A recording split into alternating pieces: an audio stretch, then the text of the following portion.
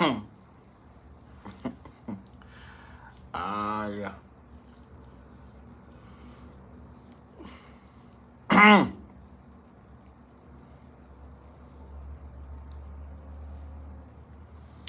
Payku sare ngal payngal labangal nantungal inde payngal ngal nanda e a payle ande kadi heeri 20h00 salala non jaɓi en andina e jama on ko humpitiɗen kon e fendi leydi lagine haray ɗen tero taw siɓɓe ɓen yiɓɓe ɓen ɓattiɓe ɓen haray ɗen toroɓe sendutugol vidéo sabuna lagine fof ninsi Abou Oumar a noddila ha nder lan doginde wawalma ƴettude siɗɗo miɗo salmine lagine fof ninsi mo yiɗa wo ko konngol gotol kono ɗe nise ɗe mi woni nande ɗo Allah te ninsoyɗe ñande jango Allah te ninsoyɗe tuma Allah nangi e sabuna ninse no wowlede fewdo ɗo mi tuɗi noppi mi nani ko wona ko wowlede ko ɗon ɓe andintinni wosi paykum fenata no yaado haray ka tigi tigi ko opposal lagine on fof jooɗi yewti woɓe ninsi on andi men haalanno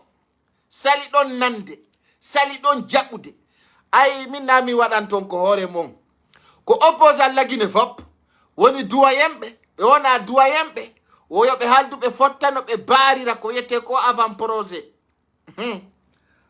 baba ko ɓe wiyata kon si balɗe kero lanni ko soire bare ndu yata haray ka tigi tigi dow menen kala dartiɗo dumbuya meɗen ɓawma ɗum rewa sirama sara kala ka jeyraɗa tawi ka opposant mo hulali yawgol kaso hulali dartagol dumbuya hulali gendarmerie hulali police hulali hay goto inni dartoto dumbuya men sutenete waɗa men on tun ko sa wi kaari e kaari ɗo opposant yo attaque opposant ɗum lanni c'est terminé hande kadi e waɗi ɗum kulos hande kadi meɗen faala opposant jo ha faɗɗa dartotoɗo dumbuya kala noon ka o woni mi wiya ko soso ma maninka ma forestier ma landuma ma kisi miɗo humpa hande on opposant jo suusuɗo dartagol dumbuya miɗo faalama yide la ilaha illallah muhammadan rasulullah sallallahu alaihi wa sallama hande kadi hiri bawuri yewti bawuri wo kanko anda hay fifoninke menge few wo anda fi on wo yiɗanande a inde on no wowle wo ga kanko bawuri si tawno himo anduno on to foninke menge wonno warayno yahanino mo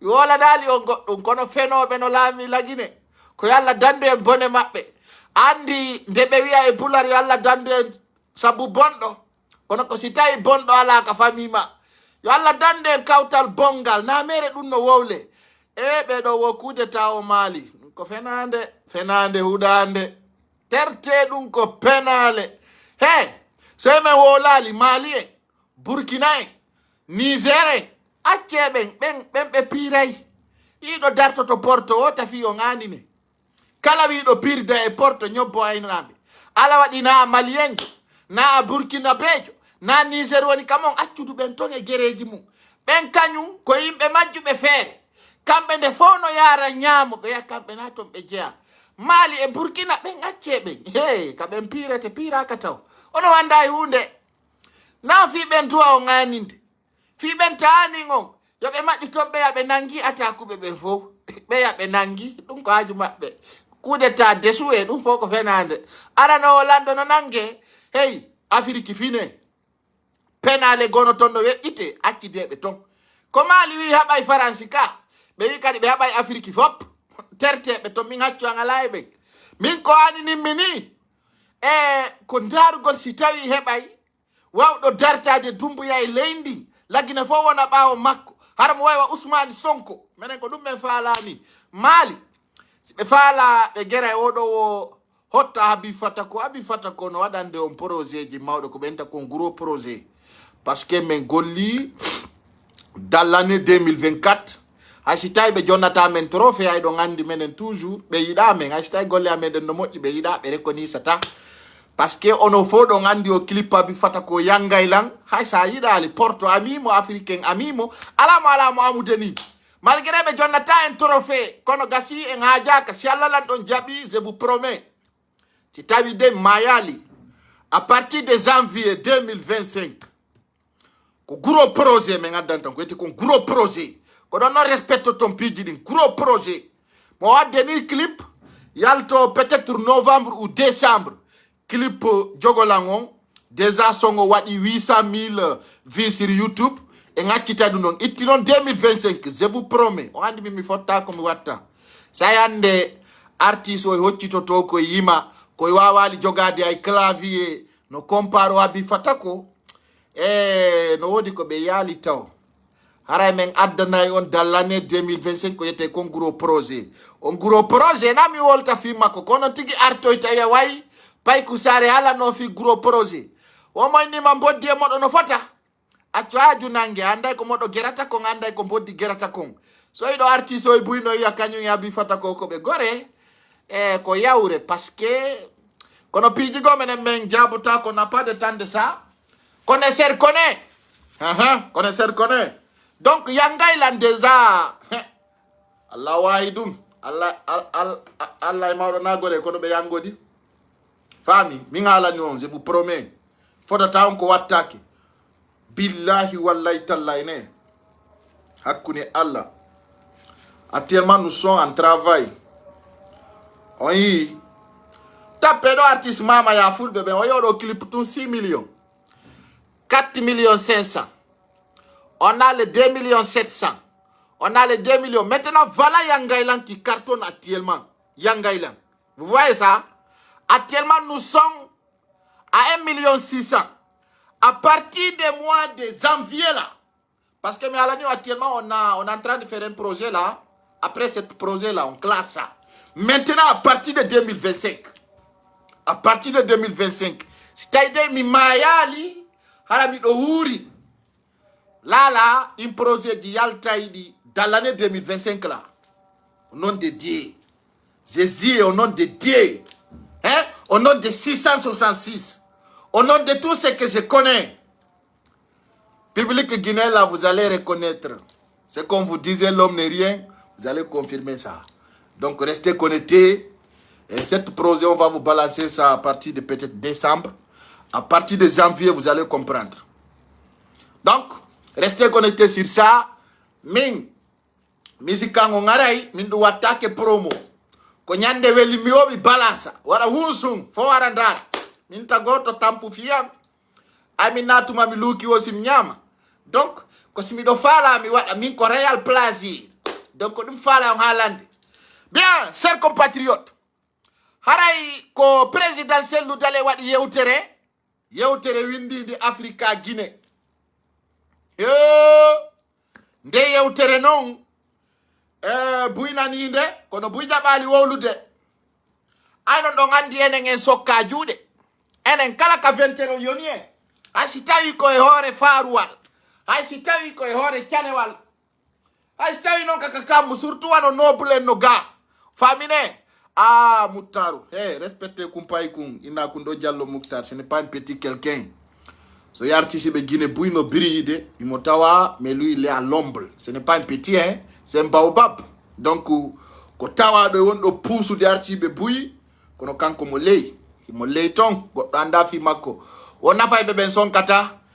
Andi Ngolong, présidentiel Ludalem Hollywo, Hibenin City, ko be souteni kon dumbuya moƴƴa non e zenton ino ɗo goy ka windi woyi ɓe regreti ɗum woyi ɓe nisi ɗum woyi ɓe ngati kollu yayi o yi windi ala ɓe holli dale j'avais soutenu la gente mais je suis aujourd'hui déçu awa ko ɗo ɓe wi e pular on nisi ka ninse nafata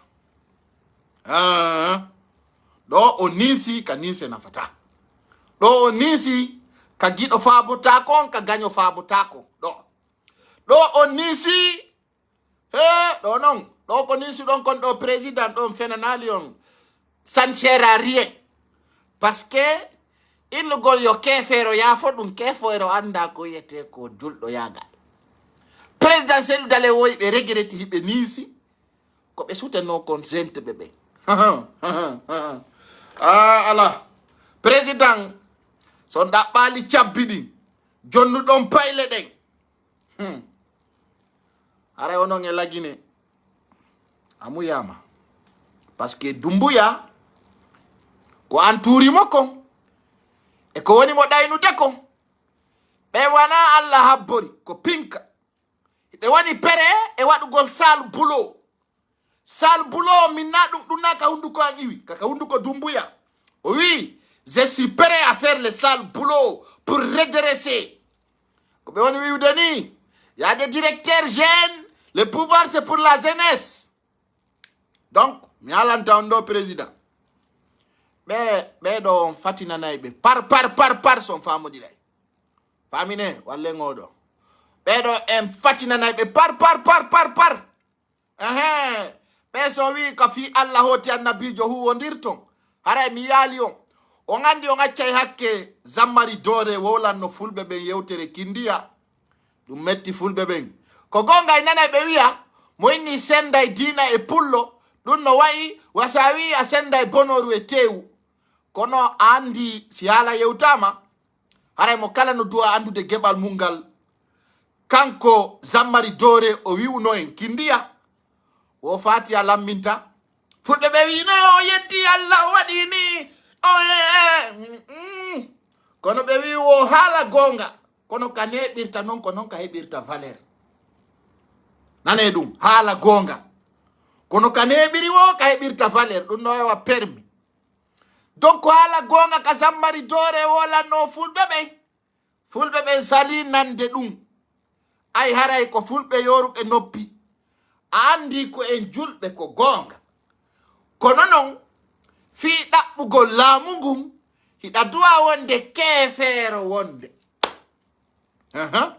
parce que en don wiibe hande ko julbe on juuli do ay Faisal be ara be waraw kono non sikkude fi Allah hoti annabijo no laamu hay dina ardali fi Allah hoti annabijo andi ngolon kanko Dumbuya mo wakili day mo wakili fota e mo desi di pijidi donc zammari dore wi no fulbe ben kindi a fatiha lamminta sikkile fatiha jangama do ha kono duubi sappo e joy dun naw duubi nay haray ka tigi e ngandi dun do marsta hara e yewtande présidentiel dale yewtido yewtere wonde très important be holli woybe ni si fota ko be sutani ko Mamadi Dumbuya andi mi sikkuno mimmi do dayti jami do fini mi anda ko pullo habbi yo maninkajo ƴettu jonna mo laamu mi anda on pullo ko pullo mo honto non ko mo wasulunka ko mo kisi dugu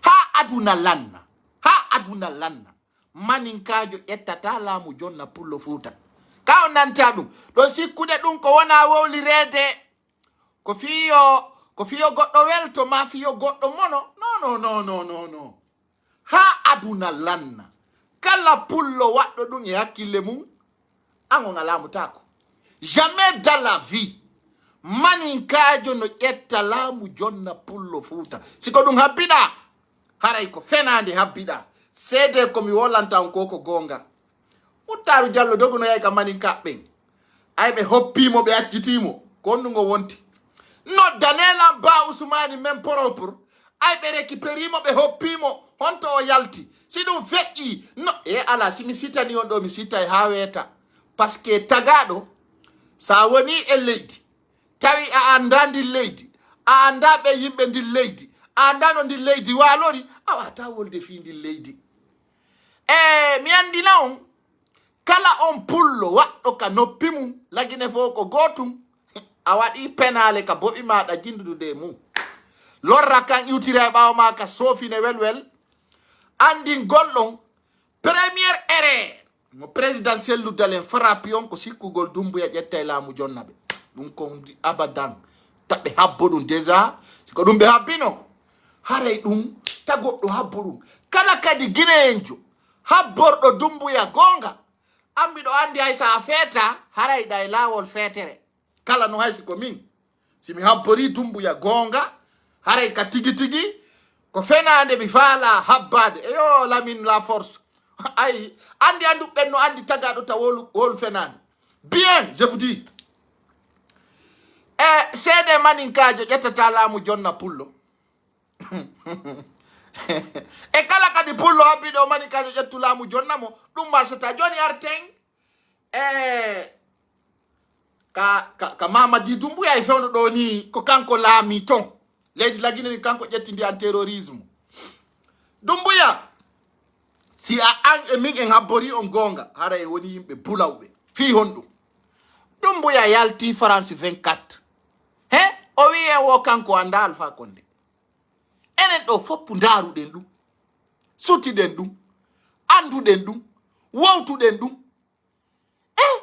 Doumbouya wiɗo o hakkude makko e Allah o nonde Jésus Christ mo makko o nonde Nimba mo makko wo kanko anda Alpha Condé few o yawi anda Alpha Condé o wi min mi yi Alpha Condé laabi ɗiɗi video no woda yahe ndaro o wi o kanko yi Alpha Condé laabi ɗiɗi journaliste jon taw diwni o waɗi ni koyɗe makko ɗe waɗi ni o yi bon konte honte yiɗa Alpha Condé wo ko ñande mi anda siko le 2 octobre 2019 et 2018 ka stade 28 septembre woɗon o yiwno Alpha Condé o ɗimmel ngel noon o wi de wo ka o yi Alpha Condé o yejjiti siko peera e so tawi ko denna bo wo ko ɗon o yi Alpha Condé ko lupton andama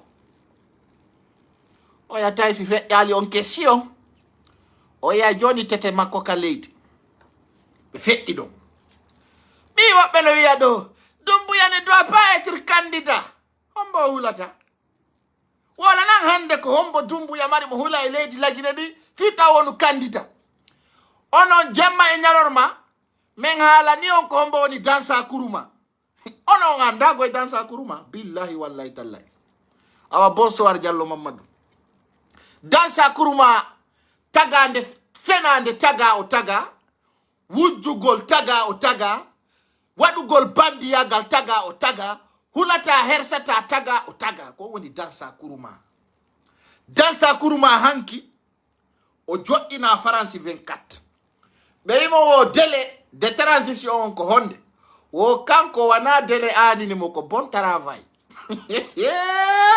c'est-à-dire les gars là ils se croient malin il se croit malin écoutez ɓeya landimo wo wiwno ko ha tel date tara waɗi élection wo non c'est pas ça qui est important ce qui est important c'est pas les élections c'est les bonnes actions dara tawa Dansa Kourouma waɗino nambara ɓawo Dansa Kourouma laaɓanino wowa élection yaha ko kamɓe gagnoto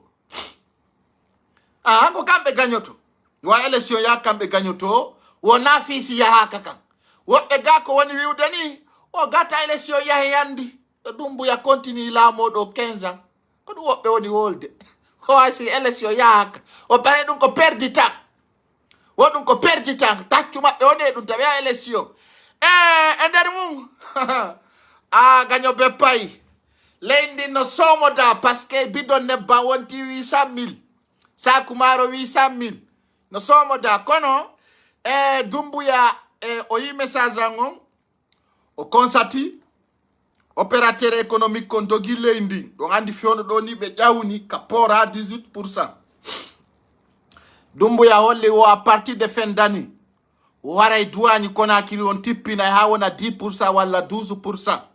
waray mo nodditi opérateur économique leydi fo artugol o hoynanayɓe ka por ha hoya tay o parce que o faalama yo fulɓe ɓen hettu sar nden ɓe hoyna sar nden ni ko ɗum wona wolede ko yon négociation jokka fewno ɗo ni ka palais Mohamed 5 Doumbouya holli woymo tori yo fulɓe ɓen accu o laamo o hoynanaɓe poron haray goto soñjataɓe 10% état on heɓata ko lutti komɓe ceka joni womo ƴettude stratégie lansana Conté on womo ƴammude pullo ga o famina o jombay woni ɗum fof min hendike bon kono ɗon andi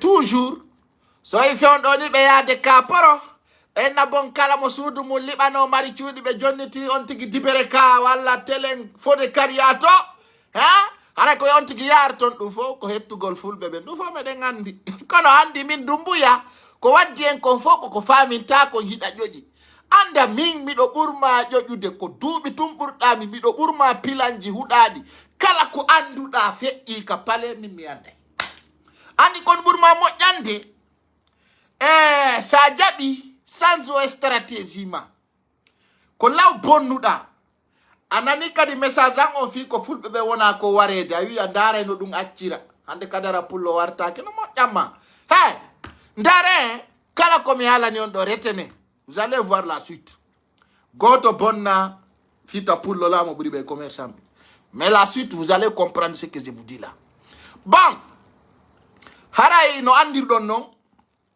fewno ɗo ni Ousmani Gawal kan a yimɓe makko ɓe watti démissionnude wande kadi ɓe ala yawude ka rendez-vous sera kan oɗum c'est fini buy windiɗo letterji no démissionni mi hollay on ɗo woɓɓe ay no addanimmi on andi mo ɗuuɗi haala bonnay kala ko faala Ousmani Gawal hande mi yayno ɗo woɓɓe no commenta ɗo aɗa jidirare bandire no commenta ɗo nayi Ousmani Gawal mon frère minni mo bambanta ko bambanano bantama so tagoto hono contre goɗɗo ayo aduna sa woni contre goɗɗo a wonanali gonga a hettay menen ko menen wonno wolande Ousmani Gawal prévenamo ko woni kon arde ko menen wonno mo haalande kon wonno suite hande non o ari ha o joɗoto o anda e jako paykun sare o wonno giɗo am jako paykun sare o hulannolan nambara jako paykun sare o wonnolan wallude fita mi fallo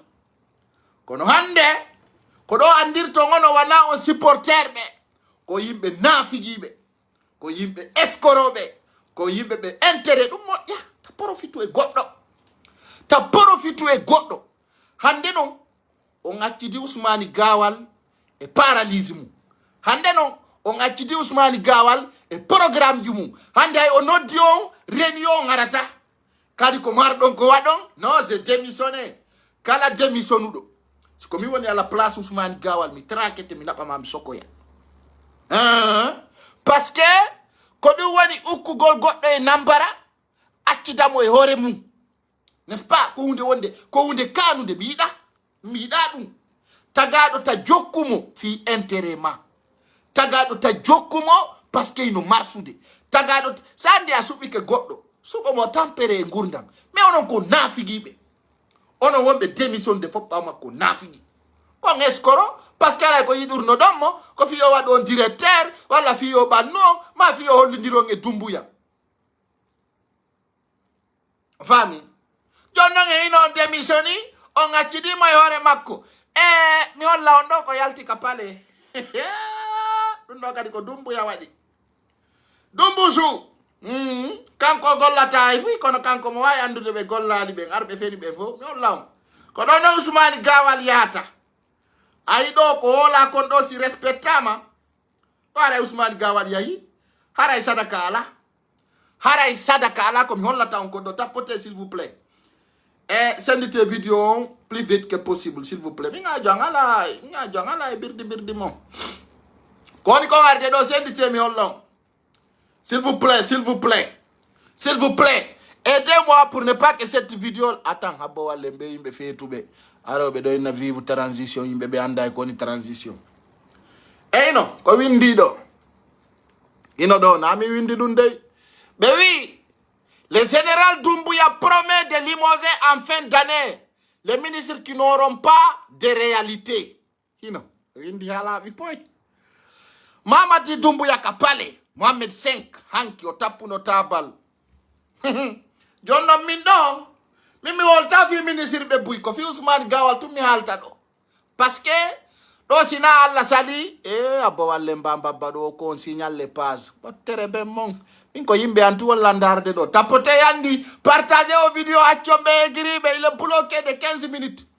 ko ɗum ɗo no waɗi différence o mettez le kere tapote on bouge ala hey nde ɗaña goɗɗo ara jamanu no yiɗimo ɗum no foti petit ala ko ɓuri giggol pepulon daru neɗɗo on hypocrite nara ɗo ko signal le live nda kirɗi sendite ɗum may yandi ndare ɗo innami windi ɗum si Allah lan ɗon jaɓi kadi kala komi wowli ɗo fillitano kala mo falɗa Doumbouya wi ka pale Mohamed 5 wo o limosay ka hitande nde lannata ɗo kala ministre jomo réalise ali hay hunde kanko Dumbuya tawa fu so réalisali kanko dikko doa do limogede kono ko kanko ni hore bandiji din ko kanko ittata jonno je tefi Ousmane Gawal on ari pas à pas Ousmane Gawal ari ka habita fu so wadani rien sina lorra e nambara o iwi don o ari ka télécommunication donc ay tay ko lorra e nambara fu so wadani si dum fe'i o iwi don fewdo dimo ka transport sina accident jo ko laayi woni tajude laawi din tajata wada kunte ponji taja min ko nga ministre de transport hande mi yal siga dum nyakkor ndu Ousmane Gawal wondi ndu goto ala siga dum o ari ka habitat cuudi liba règlement de compte ji wada Dumbuya dogini moton o ari ka télécommunication o addori fenande wo adda piswal wietengal Guinée point ko Guinée.com ka ko Guinée Telecom mi anda ɗum kadi yarali ɗon kadi réseau internet coupi tay médiaji ɗi nantodirtake ɗum kadi feƴƴi o ari ka transport ñande o sina 10 moro o ko 20 moro sina mo motor no ƴaymo camion wala ko mo camion wala no ƴaymo motoru donc on non déjà fuso apportal sina malade porte-parole de gouvernement Ousmane Gawal ñande o woli o lagina yenna e Dumbuya weta o yiɗa ɓennande kadi ndu hekki ka pale on nani ko ndu wi ko n'est-ce pas tawi joni nambara on se multiplier on kanko yahowo sadaka yomunabe fen dane ɗo ara Ousmane Gawal a bara woyayo nene ñande kala weeti wiya Ousmane Gawal ittama nde ñande mi waɗa nayi Dumbuya vidéo spécial mi remerciamo parce que ça fait partir de mes souhaits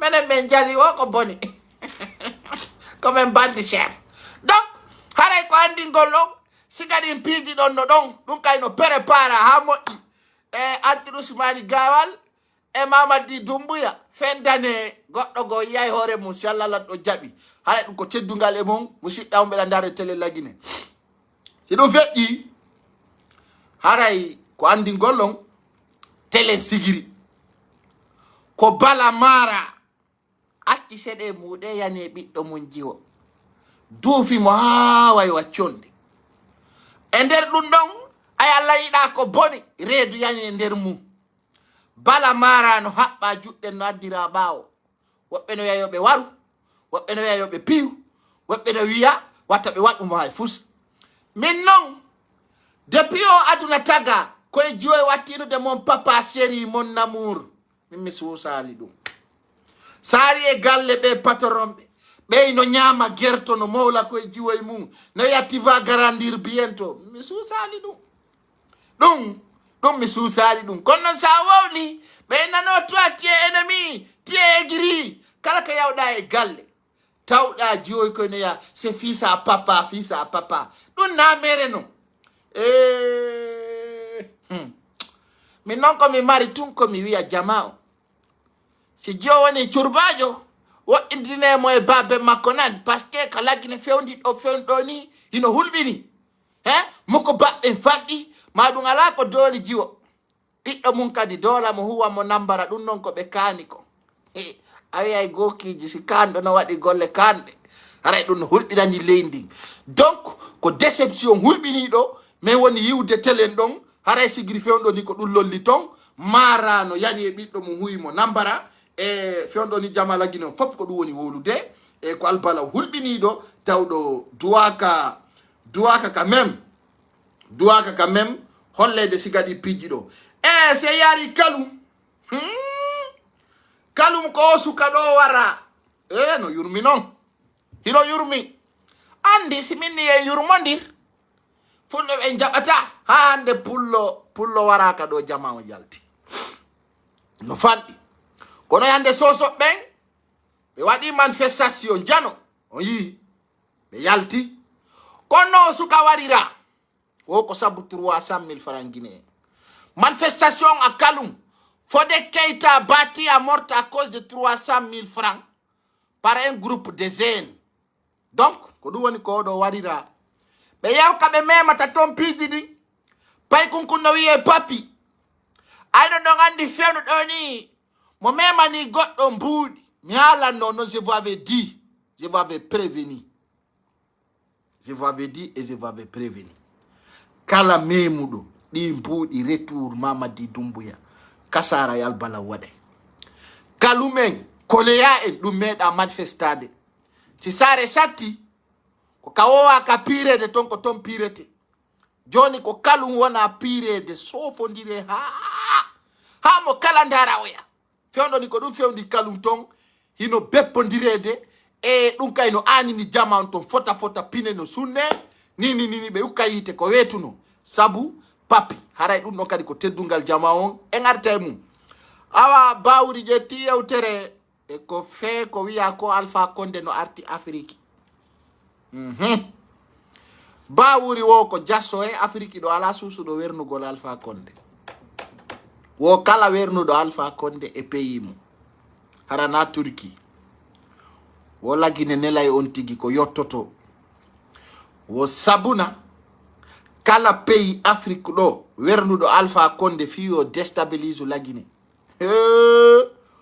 wo o waɗay ko umata sadia ɓawo ɓen ɗon joni non enen hajumen ɗuɗay Alpha Condé ko ɓurti kono sa yi gouvernement on interpelli haala Alpha Condé kan ande o hewti Afrique Alpha Condé no wi holla on ɗo kanko posiday min nami woli ko Alpha Condé woli kono non antere Alpha Condé Doumbouya min ko Doumbouya mi ƴetti kono noon ɗiɗi Alpha Condé feri ɗo wo si o mayali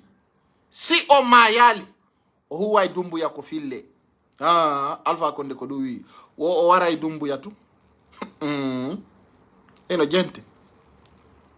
Je n'ai jamais cessé de penser à vous. Je m'adresse à toutes les Guinéens et les Guinéens. Ensemble, nous avons surmonté des épreuves terribles dans le passé. Nous avons ensemble réussi à faire avancer notre pays. Nous restons unis et solidaires, ce qui nous permettra de bâtir. Wow! Alpha Condé wi wo mo tori o Guinée ɓe fo woni ini e solidaire wo himo arde huɓɓugol yite e Doumbouya wo si Allah c'est-à-dire o menace ay woni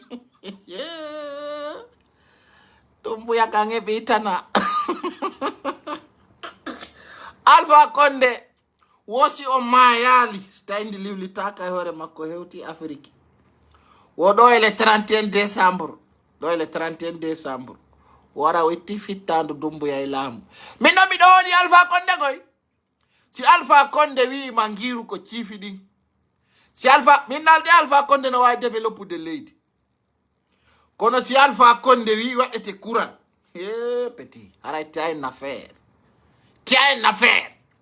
donc ɓawto ko Alpha Condé yalti bawuri waɗi hito de parce que bawuri kan no andi Alpha Condé bawuri no andi Alpha Condé ɓuri lawol ngol lagine bawuri no andi Alpha Condé moƴƴa non Alpha Condé wino wo so nangi bawuri 2010 o hirsira mo waccofum bawuri ko nigabu yaltiri Conakry ari Sénégal ɗo bawuri ko jeejanaɗo ha fatta fi bonnugol parti FDG on ko ɗum artirnomo lagine Alpha Condé wi ɗo ele 31 décembre haray o récompense guinéen ɓe récompense welɗo o sabuna haray o juuɗi Doumbouya ko ɗum waɗi fewn ɗo ni horeji buyino nodditani kaka pale Mohamed Senkoni walde téléphone ji mum no contrôle a susta woldude goɗɗo buye maɓɓe no ɗaɓɓi téléphone oye simple ka yewta par ce que ini buyino maapi si Alpha Condé no menasi leydi haray ɗum ko albala hulɓiniɗo awa CNRD neɓinano de ɓe jaabino e mi holla on ka bawuri jaabiɗo Alpha Condé kanko na sabbona na yaw aroya ko sabbona ɓora few kanko na birdi on o yiɗa haala wingi o yi ɗo bawuri Conakry le gouvernement guinéen vient de résoudre sur le prochain annoncement de l'ex-président Alpha Condé no windi ala wipos Alpha Condé o kanko haala ɗuɗa kanko yiɗa haala wingi karama ko Mamadou Winde Diabolan salmina on o yiɗa haala wi ɓurtu gingi ko wi o hewti Afrique si Allah on salaki kanko e Doumbouya ɓe geray awa CNRD no maapi fiorɗo ni bandi ɗiɗin ka pale ɓe heɓi probléme ji tati afisiɗi tawɗi ɗiɗo ala ka wowle sina hiyo eyo min non di problème di do foko problème Alpha Condé o buri mi anindi la problème ko lutti ko parce que Alpha lande lansana Conté fi makko e gouvernement lansana Conté o Alpha Condé wo coopérata kanko e CNRD ndi muddatil harayni wo ko dumbu ya huwimo kon si tawi jarimo kala ko o mari ka adna do o mise e dum contre dumbuya wo kala ko o mari ka adna do fi bu'ingol dumbuya kanko waday dum o wi am e corps kala ko wata wadde holi kadi kanko Alpha Condé hulata prison hulata nangede hulata warede hulata rien kanko c'est-à-dire il est prêt quoi andi Alpha Condé kanko taw wala bibbe wala bengu kanko cheka kanko haju makwala e no sugol c'est-à-dire no mi kikalajo mo alla o kicellal kikalajo mo alanya Alpha Condé holli kadna fewndi do ni kanko wala bibbe bengu makko mo yiduno jene kaba alla wadino ko sati o yahino donc bibbe be jene kaba acci be hollina kanko jeyi wo kanko jeya do ngay goto ala biddo kanko ni ko bandiji tun o mari bibbe yimbe be andanda hore ma ko benta kon enfant adopté ko dun tun o mari bibbe donc kanko kadna do kanko fuy bonantam o wi non wone la e CNRD si tawi de alla salaki si tawi kanko Alpha Condé mo woda hara fono andi sadi ko dum o woli ko andari ari Alpha Condé ko mari bibbe ko siga dumbuya misel lama ko bengo inay no ko bibbe makko jonnon Alpha Condé no mari bibbe Burkina mo mari bibbe Lomé mo mari bibbe wonirbe Côte d'Ivoire Alpha Condé no mari bibbe hay mi anda honto dum fo woniri adna bibbe be ala nene ko Alpha Condé tumbe andi baba donc haray o holli onela e CNRD inshallah landon jabi e der lebbi tati donc kadi holli o hewti Afrique ga haray dum ko teddungal e mabbe planji di fo kono be sofinira dumbuya sede non Alpha Condé sofina e dumbuya lande Dadis Camara un petit peu seulement mi jonna on do message audio nano importa tuda no pinani nanon do ko dumbuya wona waje de konni fita Alpha Condé buyimmo parce que mi yidano feddinde audio kono ko hala yaltinta inde gabe dingira itappo be gimbe ande ka hirde de welay gonga artiste jon wo zerangon suli donc les gars on va essayer d'écouter cet audio attentivement nanon conseiller de dumbuya no wajomo jento don nanon si dumbuya nani audio do buina be ka pale hande ha wara kono ko ma fe ina mcheka mula tafi nambara c'est m'en fou donc cet audio écoutez attentivement cet audio là que je vais vous montrer audio on ko yo wadu doy nan famiro mo doy tede 13 minutes. Vous passez un ou deux petits conseils ce matin. Puisque moi, depuis 2016, j'ai décidé de ne plus jamais me mêler à la politique. J'ai quitté le RPG Arc-en-Ciel. Il y a pas mal de combats que nous avons menés contre ce parti politique. Je voulais vous passer un ou deux petits conseils ce matin. Puisque moi, depuis 2016, j'ai décidé de ne plus jamais me mêler à la politique. J'ai quitté le RPG Arc-en-Ciel. Il y a pas mal de combats que nous avons menés contre ce parti politique à cause de ce troisième mandat. Finalement, ça soldait à quoi? Vous avez fait un coup de table, ça a réussi. Vous avez tenu des promesses. Vous avez dit que ni vous, ni aucun membre de votre gouvernement ne serait candidat à une quelconque élection en Guinée. Voilà, moi je vous ai beaucoup respecté ce jour. Conseil de Dumbuya. Deuxièmement, les gens nous disaient en Guinée, les jeunes, vous êtes pressés, vous êtes pressés, vous êtes pressés. Vous avez montré que, vous avez prouvé que les jeunes là, ils peuvent, il fallait juste les compter quelque chose.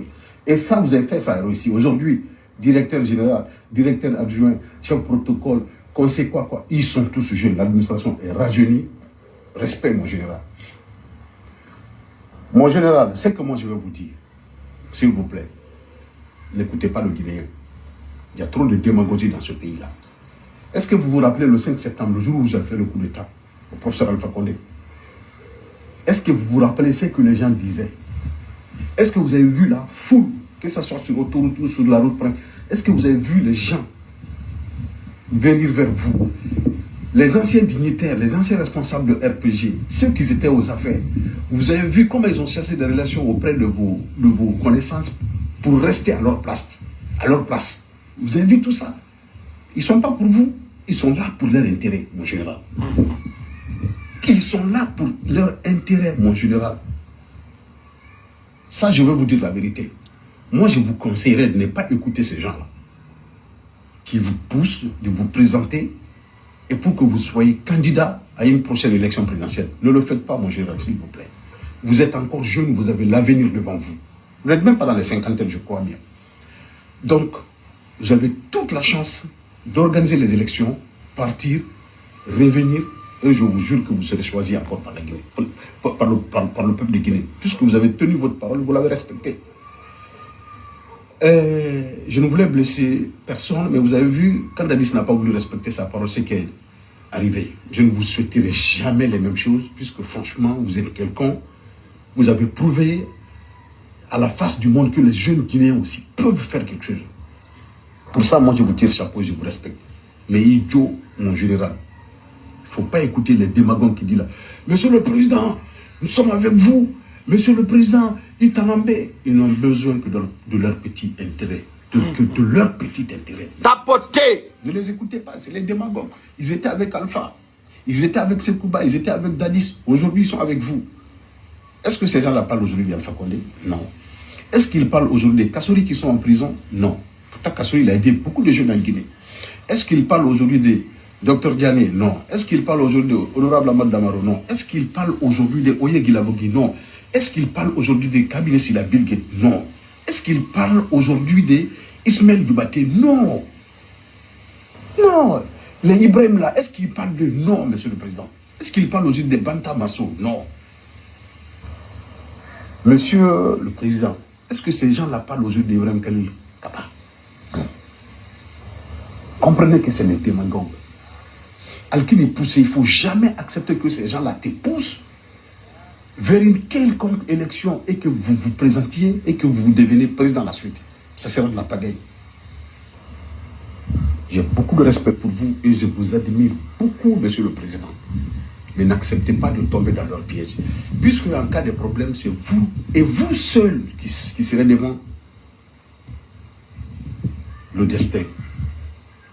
Pourtant, vous avez les enfants, bien sûr. Vous avez une femme, vous avez une mère, vous avez des frères, vous avez des sœurs. Chez vous, c'est connu à Cancan. N'acceptez pas qu'après cette transition, que les gens là soient dérangés, s'il vous plaît. Pour l'intérêt des gens qui ne vous rapporteraient à rien. Mon général, le courage que vous avez eu le 5 septembre, il faut avoir le même courage d'organiser ces élections et partir. La Guinée-Kamaï, général, on m'a dit, le Guinéen n'est pas bon. Vous êtes Guinéen, je le sais. Vous êtes de Cancan, je le sais. Mais vous ne maîtrisez pas bien le Guinéen. Mon général, s'il vous plaît, pour l'amour de Dieu, organisez les élections et laissez le peuple de Guinée s'exprimer, choisir son président. Librement, et vous partez. Vous allez rentrer dans l'histoire de ce pays-là. Alpha Condé, combien d'années de combat? Plus de 40 ans de combat. Il est parti comment? Parce qu'il a voulu insister pour un troisième mandat, qu'il ne fallait pas. Et vous êtes venu aujourd'hui jeune. Vous êtes en bonne santé. Vous avez, et organisé les élections. Partez, Monsieur le Président, s'il vous plaît. Hey, les routes, Simandou, vous avez mis des jalons que personne ne peut maintenant les enlever. Pour que ces jalons-là restent intacts et que ce soit à votre actif, c'est d'organiser les élections et partez dans l'honneur. On ne souhaite pas que la Guinée continue dans la transition. C'est un conseil. Si ça vous dérange, vous allez beaucoup m'excuser. Mais Idjo, élection organisée, mon président. Écoutez, c'est un conseil de Doumbouya, ça c'est privé, mais nous on balance. Kobe o tipini. Oyo yidabe yide kapaleton. Andi noru hudado sagata e kusase koe hore. Sendez tes vidéos au maximum possible, s'il vous plaît. Vous allez écouter la suite. Voyez, on m'a dit que la Guinée, le Guinée est mauvais. Et tous ceux qui sont en train de faire comme ça, financer les artistes, vous chantez, faire tel, vous chantez. On m'a dit, Tanambé, Asori Kameneriki, ils ne sont pas pour vous. Général, c'est ça la vérité, ils ne sont pas pour vous. Ils sont en train de vous tromper. Ils sont là juste pour leur petit intérêt. Ils ne veulent pas que cet intérêt-là soit menacé. Sinon, ils ne sont pas pour vous. Hein. Beaucoup vous accompagnent aujourd'hui, je vous jure, ils ne sont pas avec vous. Ils ne sont pas avec vous et ils ne seront jamais avec vous. Mais ils sont là pour leur survie. Le Guinée est très mauvais. Ils sont très mauvais. Ils sont très mauvais. Moi, j'étais dépassé le jour où le coup d'État est fait, quand j'ai entendu les femmes de Avaria dire qu'elles n'avaient pas la voix au chapitre, qu'elles ne savaient pas. Mais j'étais dessus, qu'elles n'avaient rien, j'étais dessus. Caldrato. Et nous, on était avec la coordinatrice du RPG Arc-en-Ciel. À l'époque, moi, je me rappelle que Adianantou a fait un financement de 3 milliards pour les femmes de Avaria. Je ne veux pas citer le nom des femmes. Elles ont reçu, quand aidé, quand la commerce finit. Les femmes, le jour du coup d'État, elles ont dit qu'elles n'ont rien reçu, qu'elles souffrent. Comme général, moi j'aimerais que le jour où vous allez rendre le pouvoir, que vous soyez apprécié, que vous soyez félicité et que vous sortiez par la grande porte. Mais ça ne se fera que si vous acceptez d'organiser les élections et partir. Hey, il faut être clair, mon général. Dites à la population de Guinée, dites au peuple de Guinée, vous avez fait déjà 3 ans, les 2 ans là, vous attendez au Sénégal. Si vous voulez un mandat, il n'y a pas de problème. Et qu'on est quand l'élection d'organiser quelqu'un candidat, il ne faut pas le faire. À la population, la situation, c'est pas bon, c'est pas bon, c'est pas bon. Je veux organiser les élections communales, législatives, présidentielles. Faites ça avant le 31 décembre. Mais vous êtes libre. Mais ne vous présentez pas. Et quand vous faites ça, les 2 ans que vous allez donner, moi, c'est une proposition que je fais. Les 2 ans que vous allez donner, vous faites tout, vous organisez toutes ces 3 élections, et puis vous partez, vous laissez le peuple s'exprimer. Général, on m'a dit, voilà, ni coquet, ni voilà. Et voilà, on a dit l'histoire. Mais Mila Floda, non, il va un coup d'État, Tessila, voilà, des trucs comme ça. On ne souhaite pas. Moi, je ne souhaite pas un coup d'État quand même. Moi, je vous admire beaucoup. J'ai beaucoup de respect pour vous. Puisque franchement, aujourd'hui, là, ce n'est que nos amis, nos camarades qui sont directeurs, wallah. Pour ça, moi, je suis fier de vous. Pour moi, vous ne pouvez rien faire plus que ça. C'est ça. Parce que les jeunes, ils savent ce qu'ils aiment, ce qu'ils veulent.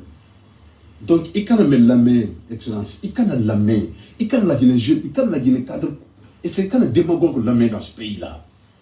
Excusez-moi, ce n'est pas des jeux, mais n'écoutez pas les gens qui vont vous pousser vers, de vous présenter vers une élection présidentielle. Ça ne vous arrangerait pas, mon général. Idiot, élection organisée. Idiot, pardon. Idiot. Réconcilier ces peuples, partez. Hey, mon général, idiot, élection organisée, sinon, un jour, on ne suit pas. Vous serez seul face à l'histoire. Après le coup d'État, vous avez tenu l'interview à la télévision. Vous avez dit que ni vous, ni aucun membre de votre gouvernement ne serait candidat à aucune élection dans ce pays.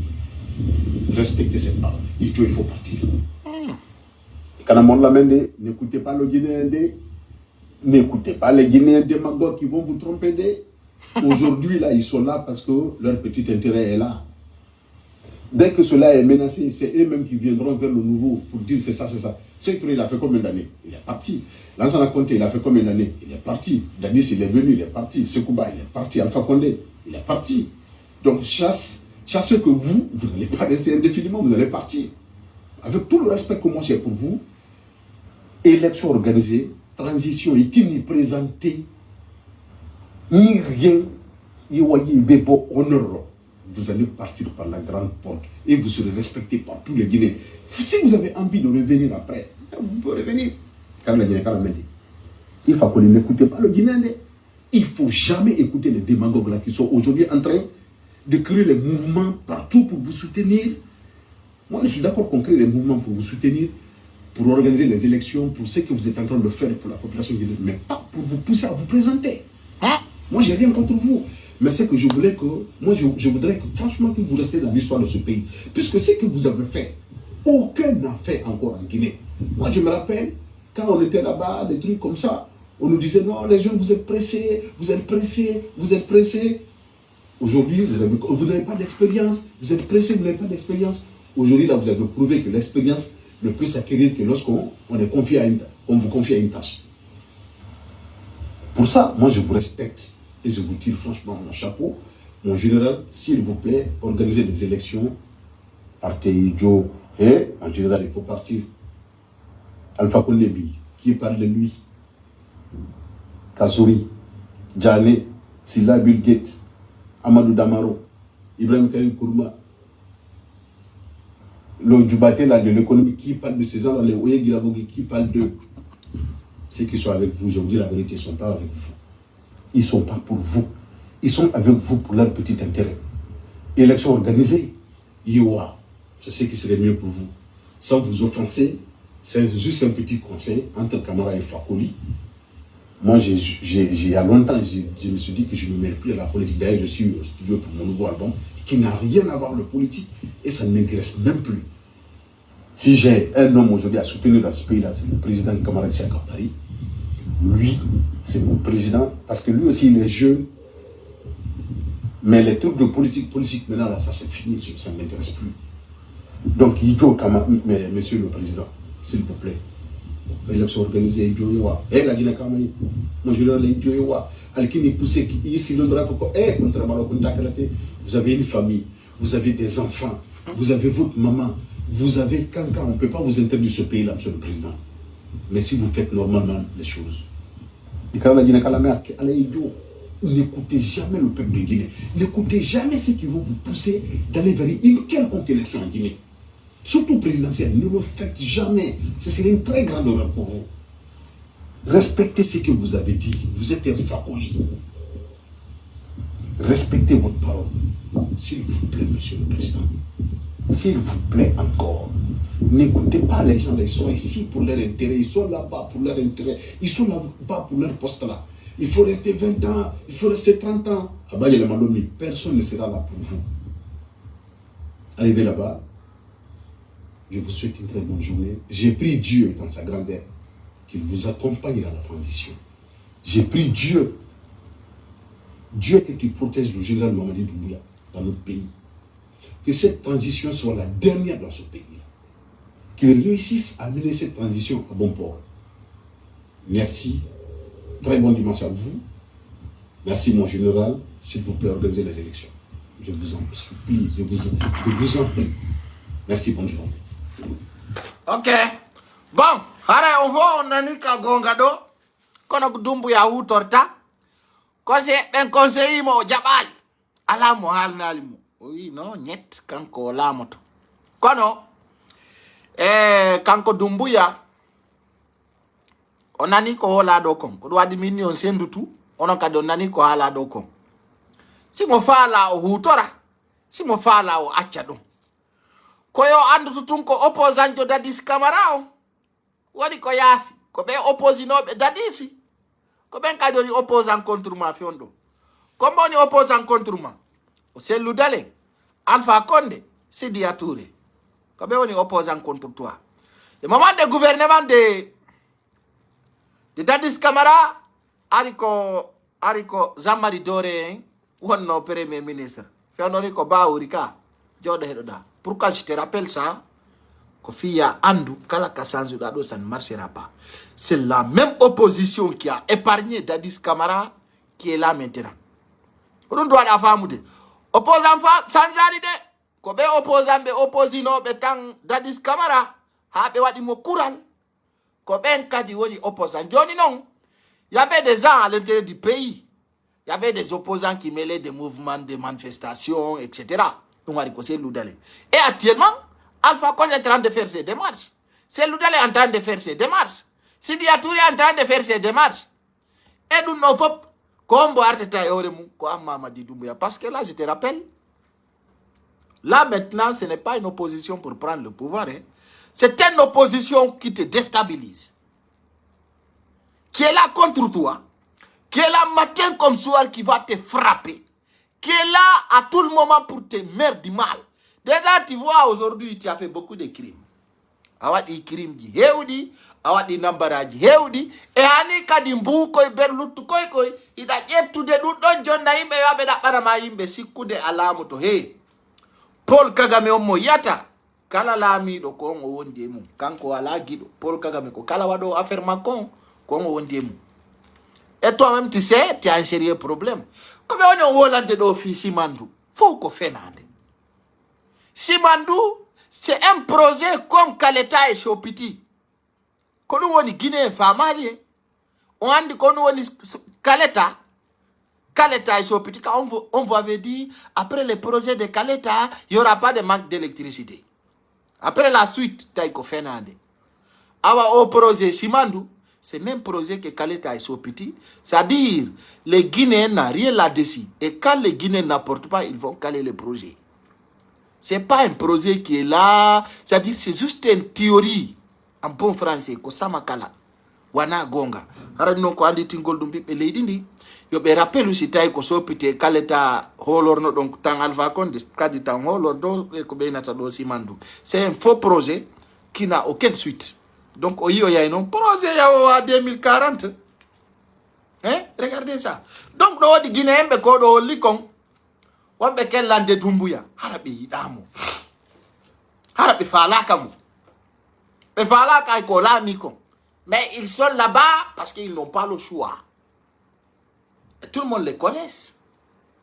Lui-même, en personne, il les connaît. Ça y est, Dumbuya Sanzi. C'est-à-dire, il ne sait pas à qui se confier. À qui se confier. Et aujourd'hui, ça y est, Baouri Yetion. Parce que, mais il y a Dumbuya là. Quand Baouri Houlal, donc Bambangol Malfenande. Je te rappelle, ça c'est un rappel. Kabe hula li don bambangol ma fenande. Kento de. Be hulata kadi si goddo aroyi bambugol be. E horema parce que c'est lui qui fait mal devant toi, il peut te faire du mal après. Kala watdo ko boni yeso ma, watte nyande go ko boni. Vous comprenez ce que je vous dis? Ande Dumbuya no sikude, les gens qui sont partis, mais là ngandi, ils vont vous éliminer.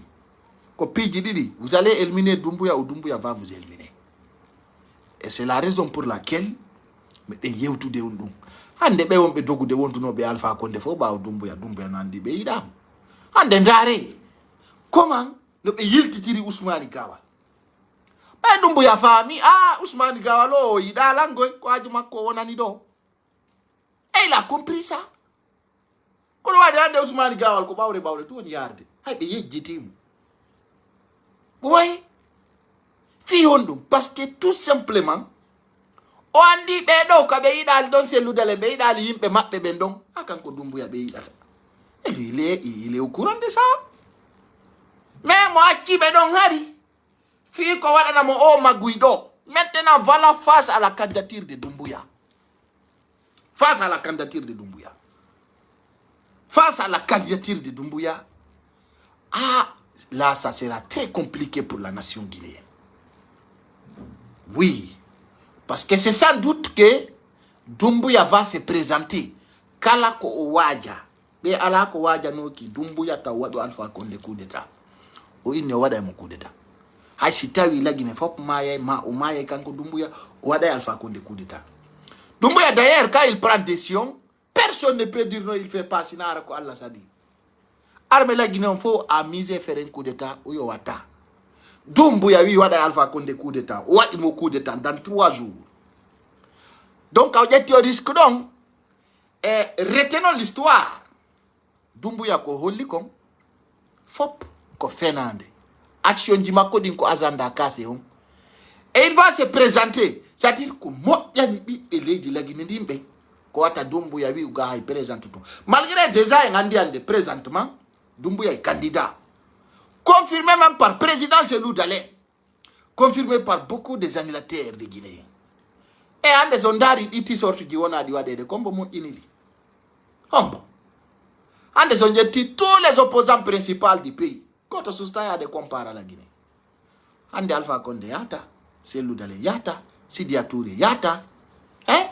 Opposant Beloutoube Tomben, Sousata halude. Sousata. Hay goto. On fami. Sustalde. Donc no wadi kadi fulbe be Allah iti la mum andi min. C'est pas moi qui vous tiens. Mais en yuru mondira hakundeji men. Hanki so yi mi dari ko fe iko labe. So jetti 99% wara ben fi politique la Guinée on ko be pita. Ça m'a trop touché. Trop touché même. Parce que ça y pidigo. Atawa no yurmi no satti quoi. La trahison se trouve entre nous. No satti hafi iti. On fami. So dari wano hanki ko fe ikolla be. Be walle be yimbe do be Allah ittifira e mo. Voilà, sera banni de ma page. On fami. Wano labe haytan lansana konte ko kambe nyibi ni dictature agal makogal. Hande sa yibe sukabe labbe no mobiliso jonne ti sortuji. Vous comprenez?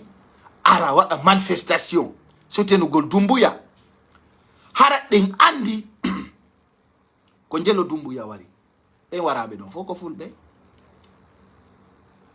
bah oui ha hande o manifestaki labe fi pulono wara ha hande vous n'avez pas mis les manifestations ou une organisation de tournoi du gol bon mais kami wadi ti sorji fi si be amen benno wara en tant que o malhonnêteté yagal ono joudi hakkunde men e lamu taw dare gal ko buri saltude dum do selu dalen ko mo labe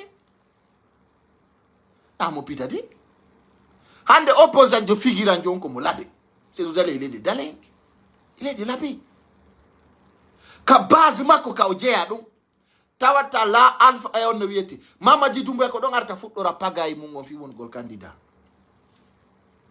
on va pour donner donc on goto mon à la source de wolde. Ça c'est une déception ça. C'est une déception. Tu vois ça? Hande non don taw labe ko dum woni labe ka selu dalen jeya do menen CNRD me de wona na dum. Tu vois ça? Et ils ont fait ça. Ils ont fait ça. E wada dum kankan, e wada dum zere kore, e wada dum hottu gini.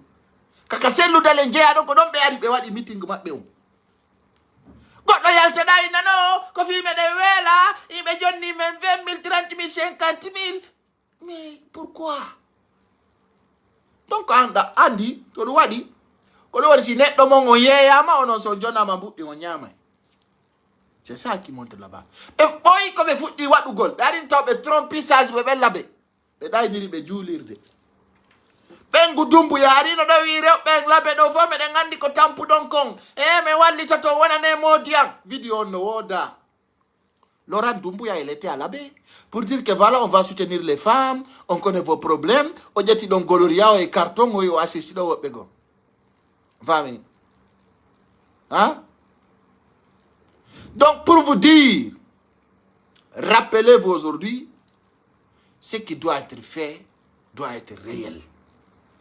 Hande solidarité mengo himo faible ko wadi toujours den dudi kono den fofi quoi e yurmondira objectif ji men dino gasara na gotum o ko parce que yimbe ben no tampi no wela ko wadi sibe jonna mabudi ko ma be yalta. Et comment vous pouvez accepter cela entre vous et Dieu? Comment cela peut marcher? O ino ko wadi ko labe don kono saz be men ben kadi way e ngalday do hunde wien acce walle ngodo ana fami e ngalday do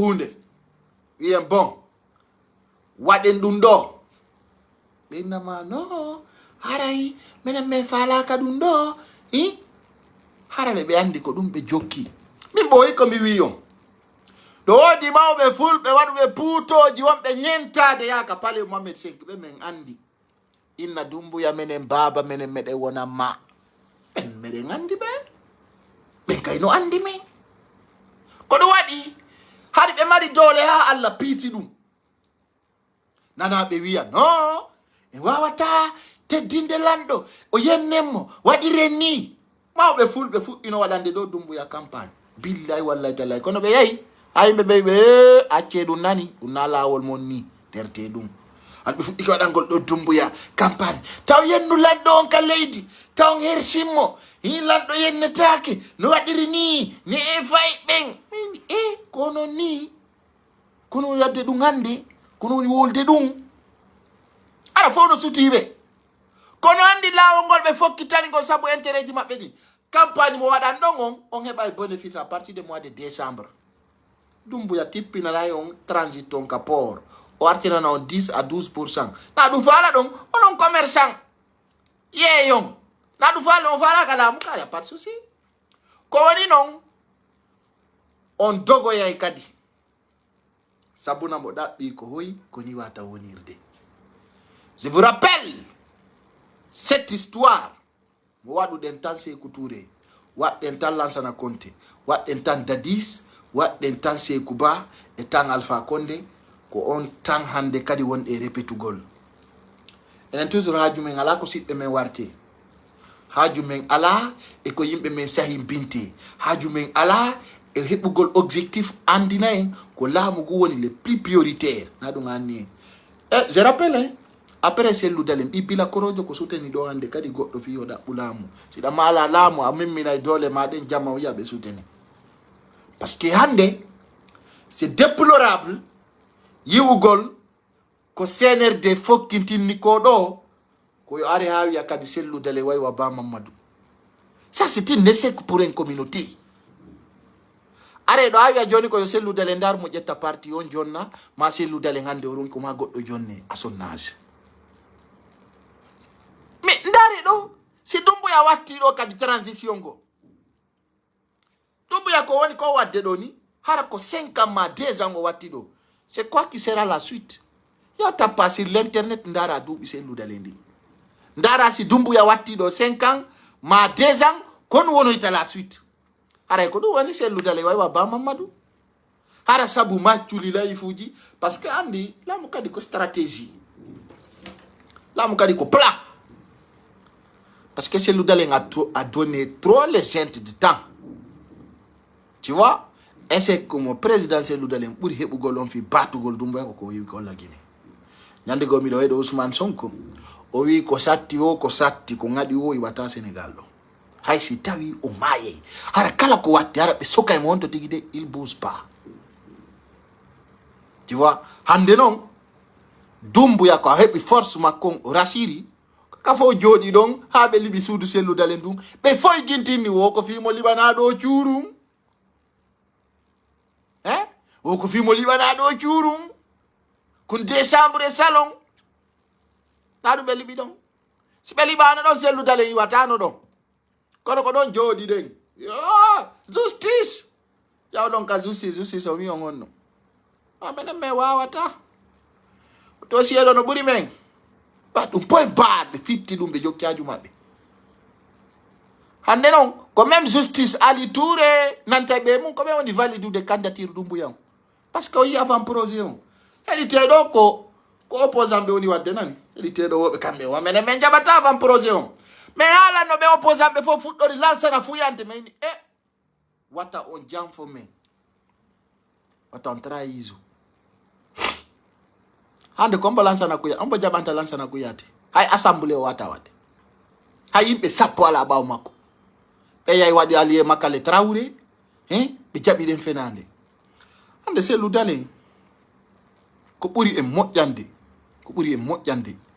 Ko do e le 31 décembre hara ko watta wara na dumbu ya lami lendi. Kala ko watti si anticipa ka do e le 1er janvier 2025 ande ko échec men c'est fini arrêt. Ça je vous dis ça.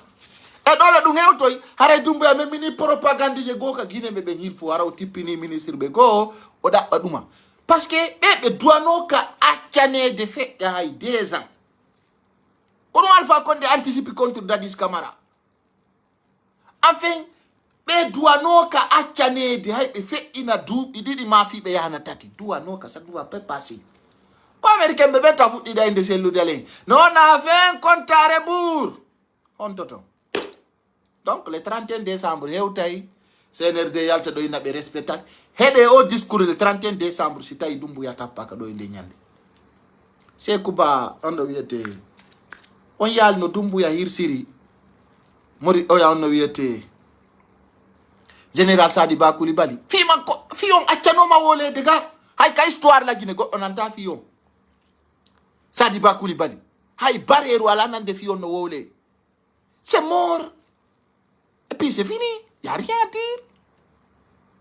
Ande kali go dala de fi on c'est terminé.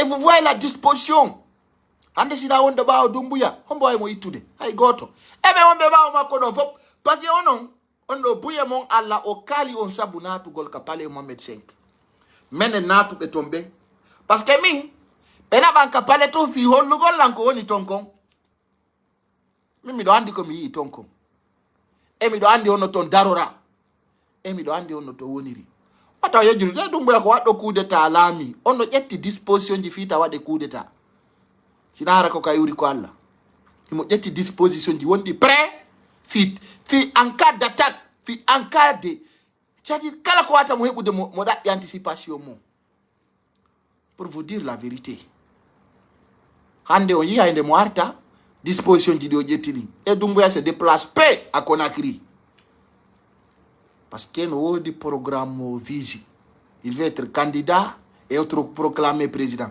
bono huti ɗum dari ko feƴƴi kon Tchad tout le monde a vu ça et on fait on y avant projet les gens qui disent que nos recettes ne sont pas d'accord écoutez il y a des partis politiques là je vais vous faire écouter ça vous allez comprendre c'est déplorable hérité donc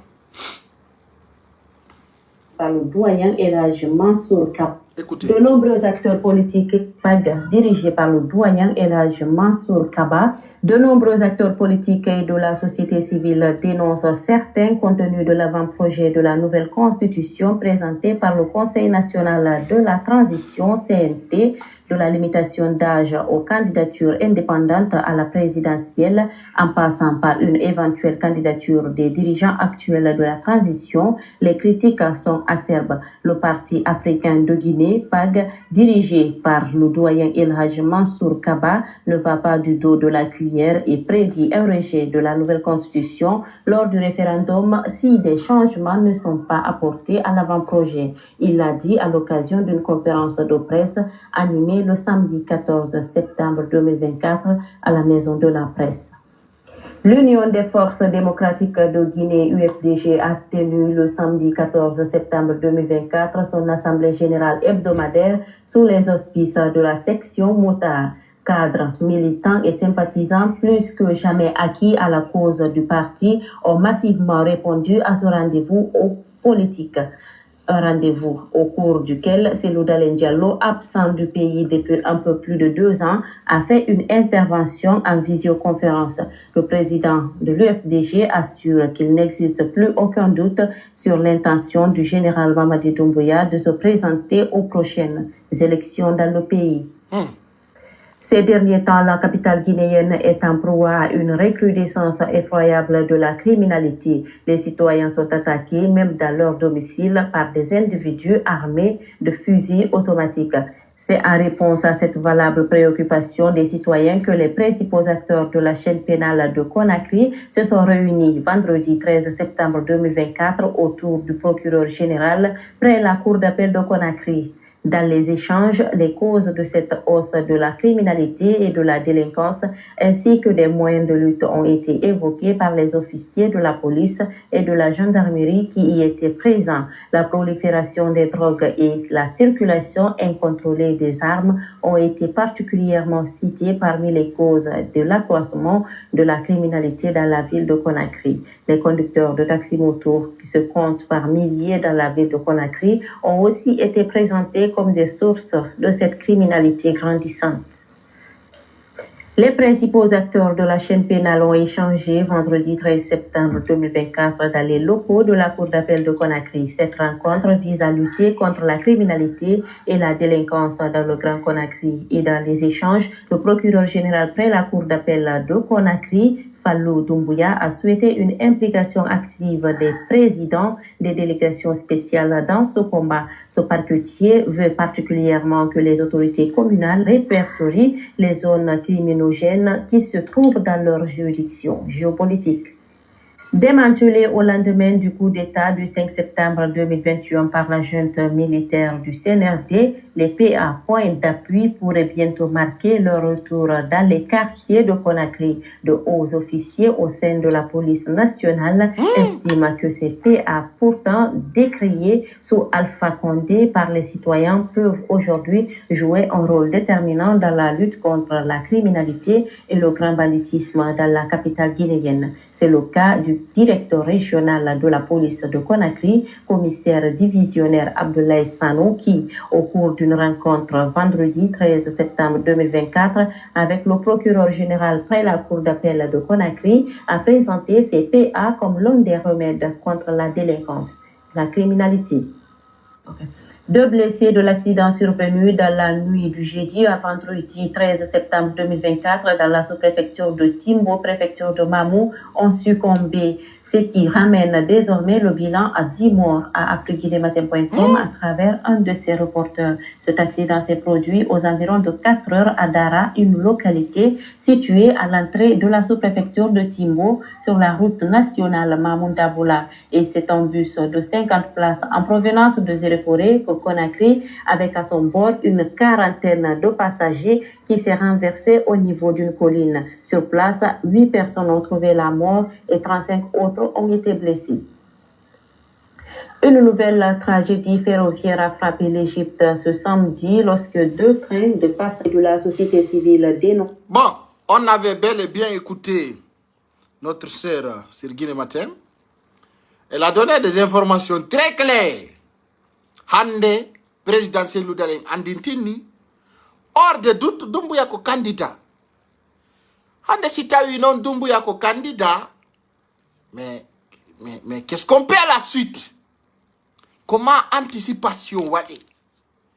Il faut coûte à coûte que âge limité au Yong Andou, ça ne limite pas à 81 ans, l'âge peut-être ça 72 ans, non, 75 ans ou 70 ans.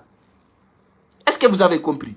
Avant Proséon, mais on a mis une campagne sur les préfectures, sur les sous-préfectures.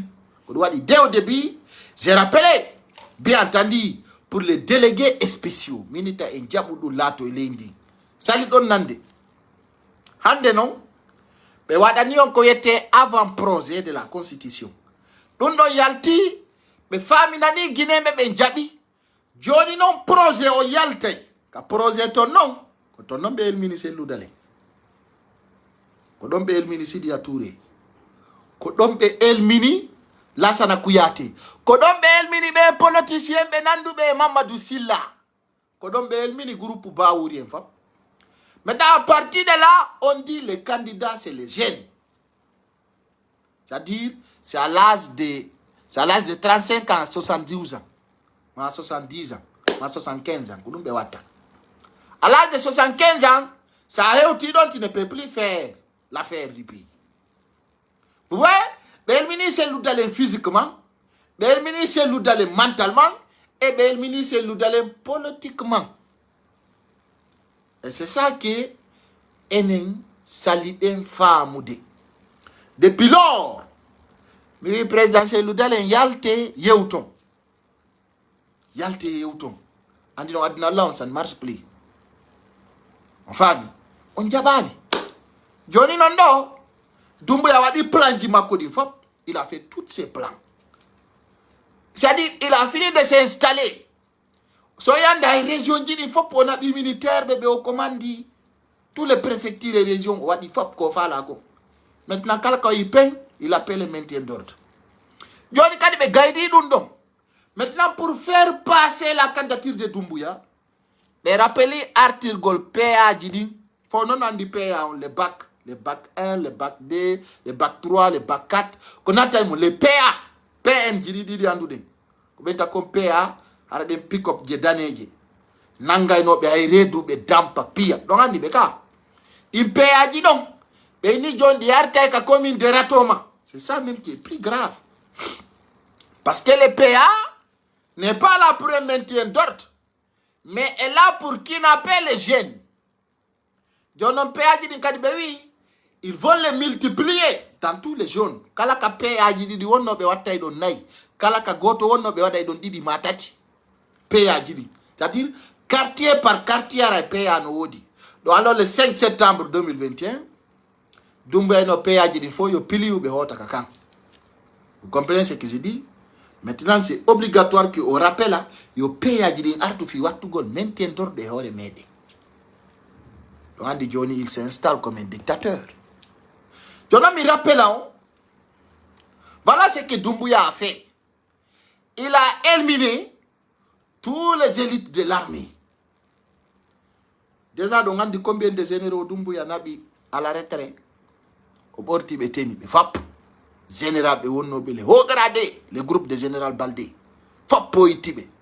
Sondari, ces éléments clés, Foutori Sadiba, nabi commandant Fahé. C'est-à-dire, Bewonobele, ta comme un codon, Hande ko lutti do ko bala samura, et c'est d'abeni. Be hulu no be wadi no be apporte disparu si comme base militaire. Hande Doumbouya ko pay ko imako tout, c'est-à-dire ces éléments ko ben commandis programme dit. Dans une vidéo publiée, c'est-à-dire je vais même pas trop parler de ces cas-là. Nous sati quoi? Ce gars-là, il a trompé la nation. Il a trompé la nation. Il a trompé la nation. Enfin, Johnny Moda ou des moyens financiers dit pour se faire légitime.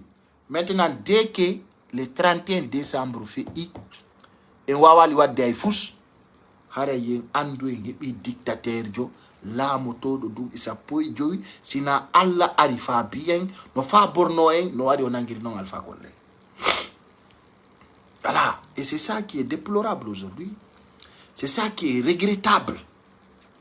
C'est ça qui est pitiable. Et on voit ça quand même, ça arrive. So en sustain ude. Parce que en signé yo baby na be ha be so fide ndare hande. Ender mouvement jiri fo daya do mouvement so. Et so star world. Et so star, il n'ose pas de dire un mot. Go be so star world parce que si be woli ndare Johnny be fella so be wara. Harindo kaka fulbe bentu. O do non. O waray soso, o waray maninka, o waray foresier. Fulbe benga nuni de ngandi ene nyande kala wide mbe ko be bebi na enga sinata to be wari woko njo. Donc o jeti lending en otage, o wari media jidi, o rari ke opposant bebe. Donc do waray hande ko holorde ko Allah. Kala wawdo julude ko yo toro Allah yo Allah sendu en odo. Parce que me alna odo gagni la made goy. Parce que ko opposant jo je vous dis andi tagado ma wawla ko yiwda kunkwa dum luttata odo o gayni en salade bandiyagal mako ngal nyibi e lendi duubi tati be no acci o no wadde ko faala mi mo fena o laami hitande o ko ane blanc o gayni dum don ninni kadi wadi duubi didi wo joni ko fi refondation dum don kadi gasa o ara ya do 2025 e innu golen joni do élection wado ya malagine wo 2026 2027 e ko doni plan mabbe on ala wadi mandat fa konde on duubi joyi duubi sola mi ke do 2026 il a fait 5 ans joni wari no 2020 o wadi 3 ans ko duubi didi pet lutani mo do yo wadu 5 ans la ilaha illallah muhammad rasulullah sallallahu alaihi wasallam Bawuri avait dit ça Bawuri inu no élection lagine wada ma wo après 5 ans ko dum o propose no kanko Bawuri je me rappelle. Regardez ici. Je vais montrer cette vidéo parce qu'on a dit Kogonga no sati no yurmi. Vrai situation mo wonde ngon si dénigrant, c'est déplorable edité donan edité. Hande fi innugol e ala no yewtede hande fi innugol e ala référendum on pour joɗɗingol sariyaji kesi fi leydi e votangol député ɓe ɓen ɓe waɗay kono yo jama o andu fi hon ɗum ɗo moƴƴana leydi constitution ko ɓe faala kon haray ɗum ɗo udditi dambugal ko piiji bonɗi ko waɗano ɓaawɗo kon fof surtout wujjugol ngalu leydi ene de ande ko woni premier ministre no ɓaawɗo kon fof no yewtede hande fi innugol e ala référendum on pour joɗɗingol sariyaji kesi fi leydi e votangol député ɓe ɓen ɓe waɗay kono yo jama o andu fi hon ɗum ɗon moƴƴana leydi constitution ko ɓe faala kon haray ɗum ɗon udditi dambugal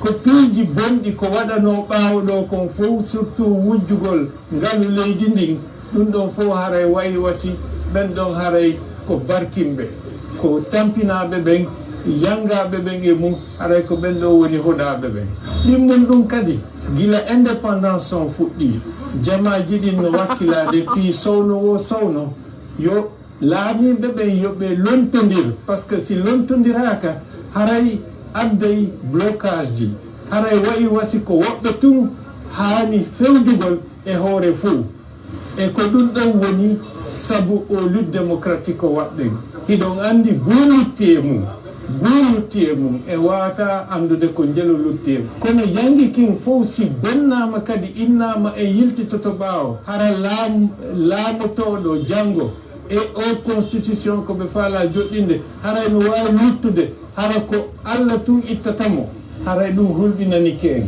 leydi ndi yaray tun ɓawre hiɗen tori e jammaji ɗin ɓurtu wakkilade yoɓe andu ko hoore honɗum wona ko fi janggo enen kadi hara ɓiɓɓe men ɓen waway tawde leydi wawayde yarude yeeso hara démocratie on no ñiiɓi naafi leñol naafi woɓɓe ko fiyo fof wawu andude ko ɓe citoyen de la république de Guinée on jarama eɗen tori yo Allah ɓurten wallude.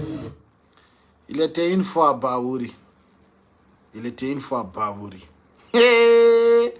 Hande ko ɓe woni waɗande en ɗo ngal bandiyagal ngal andanɗa hoore ma no souteni. C'est-à-dire, quand je vois les choses, je dis non mais est-ce que c'est Bawouri ça? Mais bon, ils sont trop bataillés. Comme il m'a dit, comme il dans ces 5 minutes qui nous restent là, Hande, il faut même. Hande non, rien n'est impossible. Tu peux changer dans 1 minute. Parce que nous faut pas aller nous voir l'indir de l'undo. Et ce que je vais vous dire d'ailleurs, c'est qu'on doit faire. Toute possibilité. Waouh, Wonde. Il faut empêcher sous candidature d'Umbuya. Donc, 1.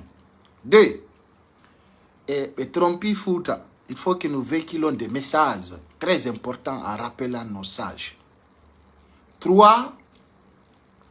Comment présidentiel de l'infâme Hande. Fi Allah la mintabe ande kadi fi la Guinée do. Si be andi be woni prêt. Wadu gol gere déstabilise gol. Mamadi Doumbouya, il faut qu'il les mêle dès maintenant. Dans nos on après. Aray moi je vois plus la Guinée dans l'avenir parce que Doumbouya odo on ensali bandiyagal makungal lendi au Paris. Si tawi hande opposant jo ala e leydi télé ala indépendance on fop susta woldi sina faveur makko ka ley ton e ay hande vision mabbe on ko nangugol blogueur be ben artira be ka leydi fita be yaltube wowla ko fewndi kon ka ley lagine hande dare Lamin Berasi on to hande o fewndi dogino susta joni yaltutude ka woni wo de ino hokko hande foni ke menge fo yino Doumbouya wadde mo porté disparu God susta halde e hande foppu no reni ko woni kon fandade e leydi la Guinée di. Ce que je vais rappeler à la nation, faisons tout pour empêcher Doumbouya. Yon empêche gol Doumbouya ngol hino satti ha ɓurti parce que hande o yipa e kunno wara e bar kalu ɓe kad ɓe felli goɗɗo go, n'est-ce pas? Tout le monde a vu ça, je vais vous montrer. Donc so soɓɓe donoma famude hande goto ala jaɓude ɗi piiji wonɗi feƴƴude fewndo ɗo ni sina enen Guinéɓe ɓe Afrique fof goto ala jaɓude ɗum hay goto. Nare ɗo ko feƴƴi kon hande kalum on yi regardez ça ɗum ɗo ko plein kalum ni regardez on yi sukaɓe yalti sabu siɗɗo mum no wara on yi sabu o bar ɗo ko nder ɗo wara oy wara ɗon kumpay kondo oy do ka wali te pas be felim ko do woni ay urgence manifestation à Kaloum Fodé Keita bâti à mort à cause de 300 000 francs par un groupe de jeunes. Les jeunes de Kaloum est toujours problème d'argent. Ah, mais golata. Yala gol le foussin. Kaloum. Quoi Alpha Condé be wurno. E hore Alpha Condé be toro e talansana Conte. Ngolla on do video wondo feccude ka burure si wayno diren do. Daron do ko Guinée en son jinan dare. Regardez fi Allah.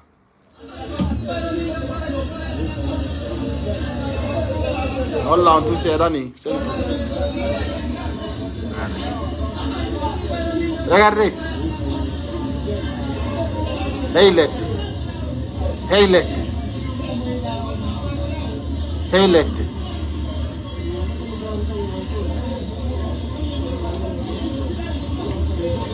Hey.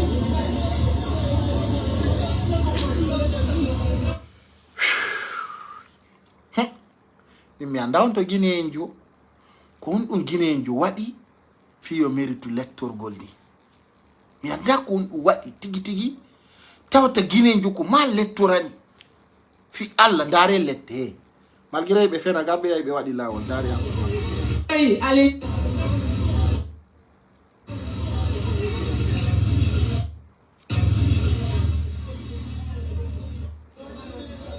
ndare lette fi Allah Dare lette. Regarde. Dare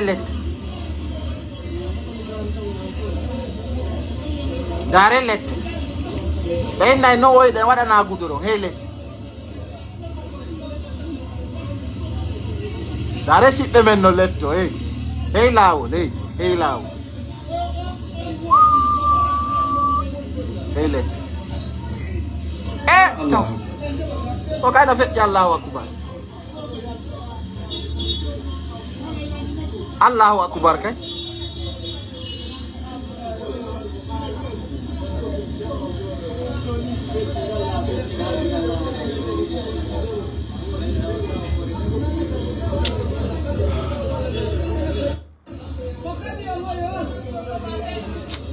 Ga sa holliri ko fe'ata kon fo la Guinée.